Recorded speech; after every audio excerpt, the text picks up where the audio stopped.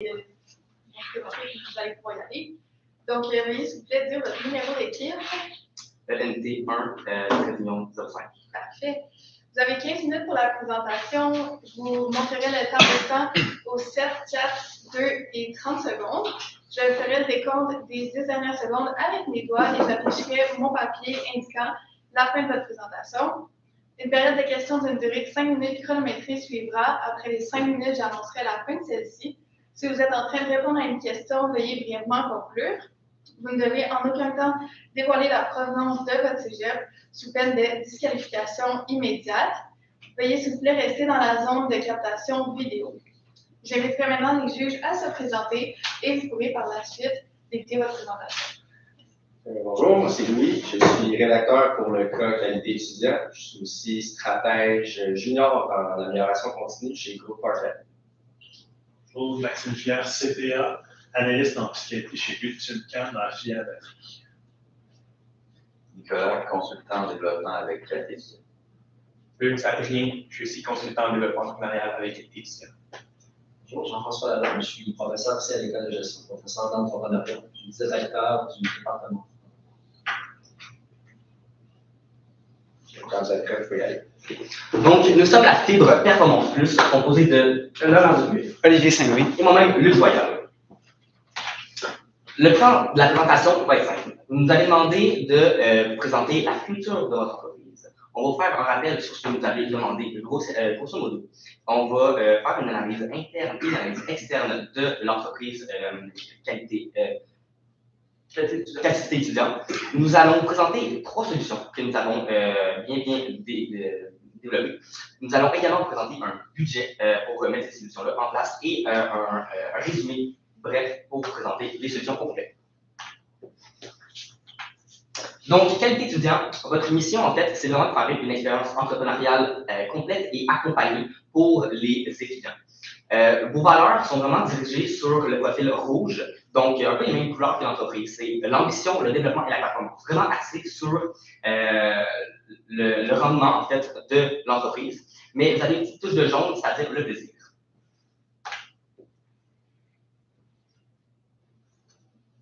Donc, on va faire un petit rappel du mandat. Donc, on va vous présenter une stratégie d'expansion pour agrandir le territoire, en fait, que vous avez demandé, de 3 à 5 ans. On va aussi vous présenter si c'était le meilleur choix pour l'Ontario ou les Maritimes. On va également vous présenter une guide de marque, comme vous avez demandé, et comment utiliser votre réputation au meilleur des façons possibles.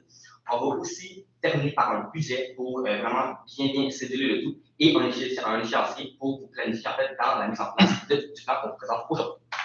Donc, ici, on enchaîne directement avec l'analyse interne de l'entreprise. Donc, on va commencer avec les forces. L'entreprise comporte plusieurs forces comme la notoriété, plus de 30 ans d'expérience dans le domaine. C'est une entreprise reconnue dans ce domaine-là. Le soutien de la clientèle, donc des étudiants qui viennent travailler pour nous. Il y a un soutien incroyable avec eux. Il y a des activités. Il y a un soutien chaque semaine avec des représentants de l'entreprise. On a une bonne présence sur les réseaux sociaux, autant sur Facebook, Instagram et TikTok. On fait des posts, vous faites des posts de 2 à 3 fois par semaine, ce qui est vraiment une force incroyable de nos jours. Il faut avoir une présence sur les réseaux sociaux. Aussi, le sentiment d'appartenance des étudiants qui travaillent pour l'entreprise. Super bon sentiment d'appartenance puisqu'il y a des activités, il y a des galas, il y a des sauts en parachute, des soirées bowling. Ça prend une coalition des travailleurs dans l'entreprise. Par contre, il y a tout le temps des points à améliorer. On en a soulevé quelques-uns. Par exemple, on est limité par le marché du résidentiel. Pour le moment, l'entreprise fait seulement du résidentiel. Il y a des parts de marché à aller chercher, toujours dans le Québec avec les entreprises. Évidemment, il y a les permis. Donc, ça, ce sera à discuter plus tard dans la présentation. Évidemment, les charges de formation sont astronomiques. On n'a pas les chiffres dans le cas, mais c'est sûr que pour les rencontres chaque semaine avec nos 140 travailleurs, c'est sûr que ça fait beaucoup de salaire à couvrir. C'est pas mauvais en tant que tel, mais parce qu'on a besoin d'accompagnement dans cette expérience-là. mais ce sera à voir plus tard aussi. Et on n'a aussi aucune action éco-responsable dans l'entreprise pour le moment. Donc, c'est aussi une dimension, une sphère de l'entreprise qui doit être exploitée. De nos jours, c'est vraiment mis de l'avant, surtout avec des normes souvent qui viennent, qui peuvent bouleverser le marché des fois. Donc, on va enchaîner avec l'analyse externe de l'entreprise. Donc, on a plusieurs opportunités qu'on a pu soulever. Donc, par exemple, le marché avec des entreprises. Évidemment, comme j'ai déjà dit, les permis vont être à discuter plus tard. On peut faire affaire avec des fournisseurs éco-responsables. Donc, on a soulevé une petite solution à propos de ça que je vais vous présenter rapidement. On a pensé que les seaux de peinture, on pourrait les consigner comme ça, on pourrait les ramener aux fournisseurs et puis comme ça, eux sauveraient de l'argent sur les seaux et puis on pourrait les revoir pour moins cher. Donc, les deux entreprises économiseraient de l'argent et les deux entreprises deviendraient plus éco-responsables. Donc, encore une fois, à voir plus tard dans les solutions, mais une opportunité à pas passer à côté. Ensuite, le marché manufacturier en Ontario. Ce marché-là est très grand en Ontario, beaucoup d'usines, beaucoup des parts de marché à aller chercher. Donc, ce sera une opportunité à exploiter et à rediscuter plus tard encore une fois. Et puis, pour ce qui est des menaces, il y a les étudiants, on fait affaire avec des étudiants, donc ils peuvent avoir certaines difficultés avec le travail-études. Il y en a certains qui peuvent faire des cours d'été aussi, donc c'est peut-être un peu plus difficile à ce niveau-là. Et puis, il y a une forte compétition dans le domaine. Il y a une autre entreprise qui fait plusieurs autres services. C'est aussi un de nos forces, puisque nous, on est spécialisés dans tout ce qui est la peinture résidentielle. Eux, ils font plus la peinture, nettoyage de gouttières, nettoyage de vitres. Donc, ils sont présents, mais nous, on se démarque avec notre spécialisation et notre expérience dans ce domaine-là. Yes, puis dans le fond, nous, on vous amène la solution expansion nord-ouest. Donc, nous, on a décidé d'aller dans le marché de l'Ontario. Je pense qu'on a pu deviner avec la présentation d'Olivier dans les forces et les opportunités, les menaces, les points améliorés. Donc, on a réussi à faire des partenariats avec des universités ontariennes pour trouver justement déjà une bonne base dans notre solution. On avait pensé de faire une solution à 2 paliers. Qu'est-ce que je veux dire par là? C'est que le premier palier étant déjà qu'est-ce que vous offrez de base, mais avec une formation comme plus anglophone pour adapter à un marché ontarien. Donc là, on est plus adapté au comportement des clientèles qu'on va aller chercher dans ce secteur-là. Mais le hic, c'est qu'après un certain nombre d'années ou l'évaluation de la performance de cette personne-là, on va le placer dans une opportunité d'aller plus loin, de sortir de sa zone de confort. Qu'est-ce que je veux dire par là? C'est aller faire du B2B. Fait que B2B. Puis dans le B2B, on fait affaire avec des entreprises et c'est une façon de sortir de la zone de confort de l'étudiant qui étudie dans ce domaine-là. Donc, qui a déjà un peu d'expérience dans le domaine du résidentiel. Donc, avec ceci, c'est un plus qui va rajouter. Et donc, il y a moins de restrictions en Ontario au niveau il n'y a pas de CCQ. C'est d'autres complètement différent. Donc, c'est beaucoup plus facile d'aller chercher les permis pour exploiter ce type d'entreprise. Donc, c'est pour ça qu'on voulait commencer dans ce marché-là avec du B2B. Le secteur manufacturier, comme Olivier a dit, en Ontario, c'est vraiment beaucoup. Je pense surtout, admettons, dans le secteur de Toronto. Il y a beaucoup d'usines de pièces automobiles qui, en ce moment, il y a des petits chicanes avec les États-Unis, avec les tarifs. Donc, peut-être ça pourrait peut-être les aider à offrir un petit service de même, offert par des étudiants qui vont avoir peut-être des meilleurs prix que la condition déjà en place. Et on a déjà 10 employés, donc on a un peu d'implantation à Ottawa, je parle, c'est un peu loin de Toronto, mais on a déjà un peu d'implication en Ontario. C'est pour ça qu'on veut utiliser cette force-là pour aller fracasser ce marché-là et aller chercher des parts de marché. Donc, il y a aussi, comme j'ai dit, il y a moins de normes de construction, puis il n'y a pas la RFQ. Donc, avec ceci, on voulait mélanger une deuxième solution qu'on avait trouvée. Donc, on peut passer à la prochaine. Donc, la solution nationale. OK, donc la solution nationale, c'est aller chercher un nouveau marché, mais local. Se diversifier dans ce domaine-là, c'est de faire du B2B au Québec. Vous l'avez dit, c'est compliqué avec toutes les normes, mais on pense que c'est possible. En plus, vu que notre marché, on est en train de l'exploiter trop exploités dans le fond, mais on est en surplus. Donc, on peut aller chercher ça et en plus, ça va aller affecter une bonne réputation. Notre bonne réputation peut se baser là-dessus pour justement faire des entreprises. Tu sais, ça fait 30 ans que vous êtes dans le domaine. Fait que, je veux dire, il y a peut-être des entrepreneurs qui ont commencé avec vous autres. Là, vous allez les offrir cette opportunité-là d'accueillir des étudiants comme eux autres, comme dans le passé, puis de leur offrir cette opportunité-là. Fait que c'est vraiment beau. Donc, c'est pour ça qu'on avait parlé à ça, puis je vais laisser parler à Luc pour qu'il parle de la solution ultime. Donc, la solution ultime, en fait, c'est vraiment un mélange des deux dernières solutions ensemble. L'objectif, c'est d'expandre le B2C en Ontario quand même pour aller chercher le marché et ensuite aller se diriger plus dans le niveau commercial. On va instaurer justement le B2B en Ontario. Donc, l'objectif, en fait, pour les étudiants entrepreneurs, c'est de les sortir de leur zone de confort. Je vais parler de mon expérience personnelle. J'ai travaillé dans une compagnie, j'ai créé une équipe de porte-à-porte en paysannement. Et puis, quand tu crées une équipe de porte-à-porte en paysannement, ben, c'est essentiel d'avoir des entrepreneurs avec toi qui sont motivés. Donc, c'est vraiment ça l'objectif pour enrichir leur expérience entrepreneuriale. J'ai aussi l'opportunité, en fait, de me rendre au niveau commercial, de faire des contrats plus commerciaux. J'ai adoré ça, puis c'est vraiment le next step. Parce que la loi de Pareto 80-20, en fait, tu as 80% de tes clients qui te rapportent 20% de tes revenus. Donc, ça va être, dans le fond, le résidentiel, c'est le fondement en fait de l'entreprise. Ensuite, tu as 20% de tes clients qui vont être commerciaux, qui vont te rapporter 80% de tes revenus avec les gros contrats. C'est ça l'objectif, en fait, pour l'entreprise d'être rentable et aussi pour favoriser l'expérience du jeune qui a entre 18 et 25 ans, on rappelle, et puis qui veut aller chercher les meilleures opportunités, avoir le plus d'expérience possible en sortant de cette expérience-là.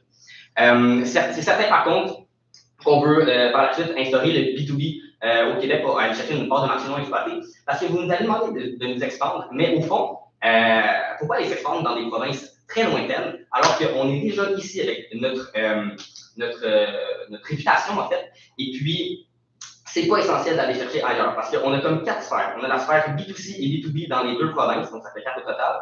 Et puis, au Québec, on a juste exploré la sphère B2C, donc on va aller explorer la sphère commerciale vraiment une fois qu'on va faire le test en Ontario. Donc, pour ce qui est du budget, on nous a alloué 250 000 pour investir. Donc, on va investir 50% de notre budget. Je sais que c'est une grosse part, mais c'est justifié. 50% de notre budget dans la formation, puisqu'on doit créer une nouvelle formation, plus développer la formation qui est en anglais pour l'adapter aussi, créer la formation pour vendre avec les entreprises, autant au Québec que la formation va aussi être à faire en anglais pour l'Ontario. Donc, ici, puis il va aussi falloir l'accompagnement est essentiel pour le nouveau marché en Ontario, puisque c'est des choses qu'on n'est pas habitué. Oui, on a 10 travailleurs là-bas, mais c'est pas notre domaine d'affaires autant qu'au Québec. Donc, l'accompagnement va être nécessaire ici. Donc, la formation, 50% du budget va ici. Ensuite, les normes et permis, on a mis 10%, puisqu'on doit aller chercher la RPQ au Québec quand on voudra plus tard aller chercher les parts de marché des entreprises. Et puis, avant ça, on va aussi aller chercher les permis en Ontario pour le premier palier qui va être les entreprises, le résidentiel en Ontario. Ensuite, le marketing, on va mettre 30% dans le marketing puisque oui, on a une bonne présence sur les réseaux sociaux, mais par contre, on a regardé, au total, on a environ 1800 abonnés, tous réseaux sociaux confondus. Et puis, on croit fortement qu'on pourrait augmenter ça encore pour justement percer le marché en Ontario, aller chercher peut-être faire des comptes sociaux en anglais pour aller chercher s'adapter au marché ontarien. Et puis, 10% vont dans les autres dépenses. Il y a tout le temps des imprévus dans les nouveaux projets qu'on fait. Donc, on se met ça pour s'assurer du suivi, s'assurer que le projet va avoir une continuité qui va perdurer dans le temps. Donc, c'était ça pour le budget. Donc, maintenant, voici les financiers. Il paraît assez complexe, mais relativement assez simple. Donc, au début, on va aller chercher le permis B2B en Ontario. Donc, ça, c'est pour pouvoir s'instaurer en Ontario, en B2B. Ensuite, on va aussi faire du recrutement B2C en Ontario pour faire une analyse de marché. Parce que là, on est implanté, on a 10 personnes, 10 employés, mais on va aller chercher une plus grande part de marché pour pouvoir se faire connaître, comme on se fait connaître au Québec avec 130 employés. Donc, c'est pas mal ça. Ensuite, on va bâtir la formation B2B pour former en fait nos nouveaux qui vont pouvoir rentrer et avoir l'expérience du palier 2 en fait. Ensuite, on va sélectionner les meilleurs, on va les recruter, on va leur permettre de vivre cette expérience-là, ils vont adorer. Ça va également aider en fait à faire la rétention client parce qu'on rappelle, les étudiants ils restaient environ 3 ans en moyenne, et puis avec 4 80% d'entre eux, en fait, qui restaient plus que 2 ans. Mais qu'est-ce qui se passe entre ces 80%-là et ce 3 ans-là, qui est à 2 ans et 3 ans, c'est que les étudiants, ils ont déjà atteint le maximum de ce qu'ils peuvent faire, ils veulent quelque chose de plus, un nouveau défi. Ensuite, on va implanter le programme B2B en Ontario. Ça va être la phase test. Donc, c'est pour ça qu'après, on a l'analyse du programme deuxième palier en Ontario pour voir comment ça se passe. Ensuite, on va aller chercher nos permis B2B au Québec, donc la CCQ, pour pouvoir pratiquer. On va sélectionner encore une fois nos meilleurs, on va faire la même chose en fait qu'avant, mais au Québec, de sélectionner nos meilleurs, les recruter, les amener dans cette sphère-là d'entraînage et on va implanter pour de bon le programme dans 48 mois qui est en plein milieu du l'échéancier que vous nous avez donné. Et dans le fond, ça conclut notre présentation. Je vais faire un rappel de tous les avantages et les bénéfices que nos solutions vont vous apporter aujourd'hui. Donc, le marketing va coûter beaucoup moins cher parce qu'on a une partie de la solution qui se déroule ici même au Québec. Donc, on a déjà une bonne interprétation. On n'a pas besoin de partir à zéro pour une analyse de marché de fou qui va coûter de l'argent et que d'investissement qui pourrait être ailleurs, comme dans la formation. Donc, pour augmenter dans vos valeurs votre mission d'expérience client. Tu sais, c'est ça vraiment l'expérience des élèves entrepreneuriales, c'est le plus important. Donc, ça a aussi une forte image de marque parce qu'on rentre dans une autre catégorie, comme j'ai dit plus tôt. On va faire affaire avec le bénéfice qui vient de ça, c'est qu'on fait affaire avec du commercial et ça fait comme plus la sensation de professionnel. Donc, on élève un peu tout ce qui est au niveau de ça. La gestion est plus simple parce qu'on a moins à payer au niveau des services comparé aux compétiteurs et ça valorise la réputation de l'entreprise. Merci de votre attention.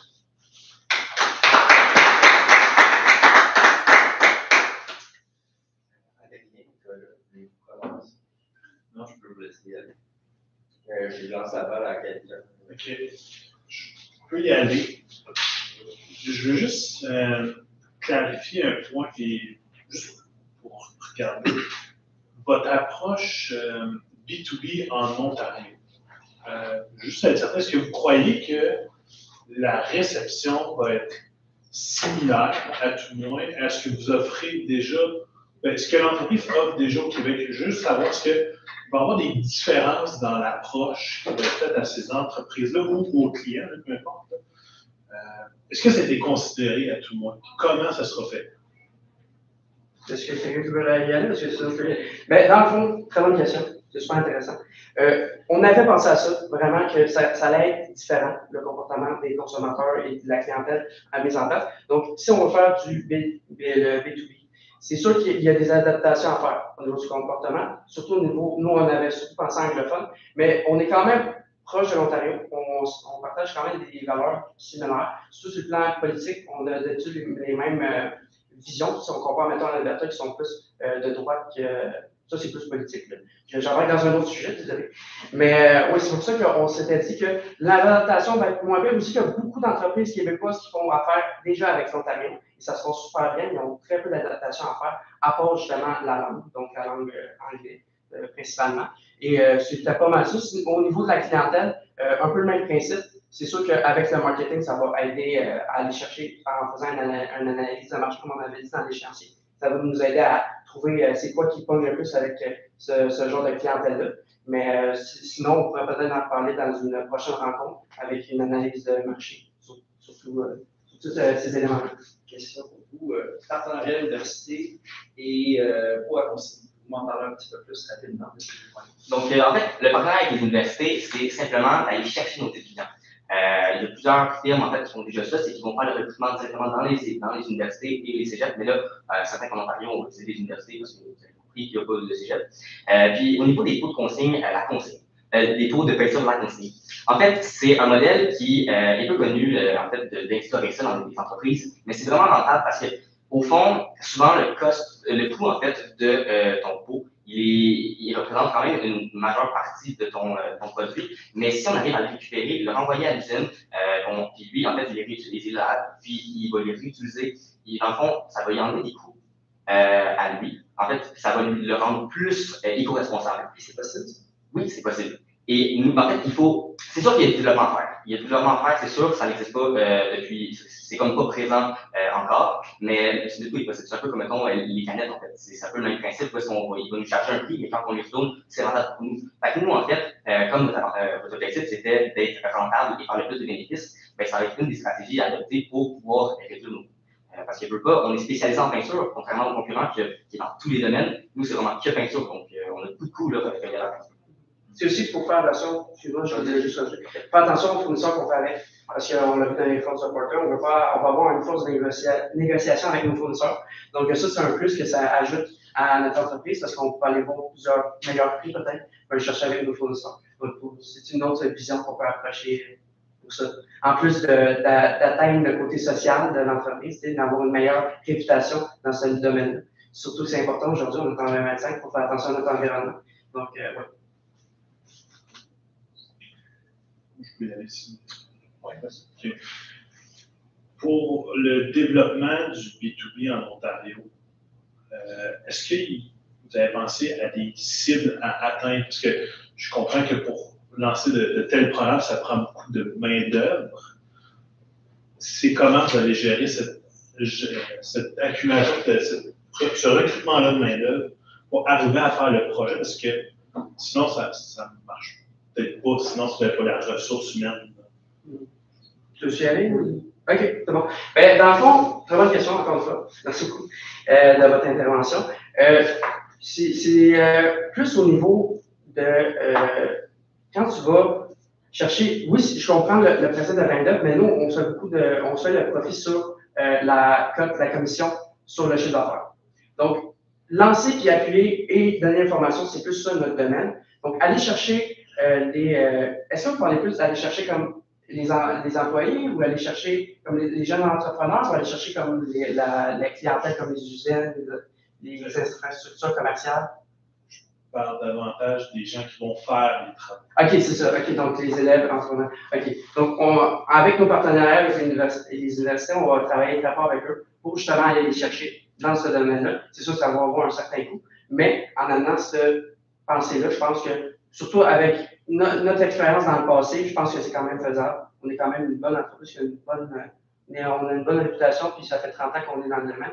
Donc, je pense qu'avec un partenariat avec l'entreprise ontarienne, c'est sûr que ça serait super intéressant pour elle, même si ça va coûter quand même cher.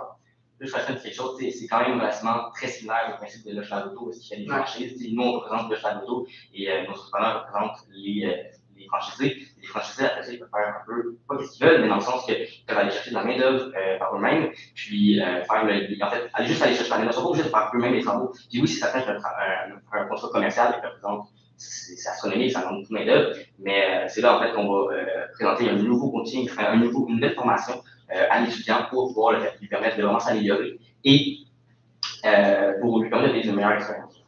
Si je peux ajouter aussi, pour ce qui est le B2B en Ontario, on avait dit dans l'échéancier qu'on allait aller chercher les meilleurs entrepreneurs qui font affaire avec nous pour commencer ce projet-là, aller au deuxième palier. Donc, notre main-d'œuvre va déjà être formée à ce niveau-là. Ça va pas être complètement nouveau pour eux, tout ce qui est la peinture dans ce domaine-là. Donc, la main-d'œuvre va être déjà un peu habituée avec tout ça. Oui, c'est des contrats beaucoup plus gros, mais c'est pas totalement à partir de zéro. La période de questions est finie. Donc, merci beaucoup. Merci.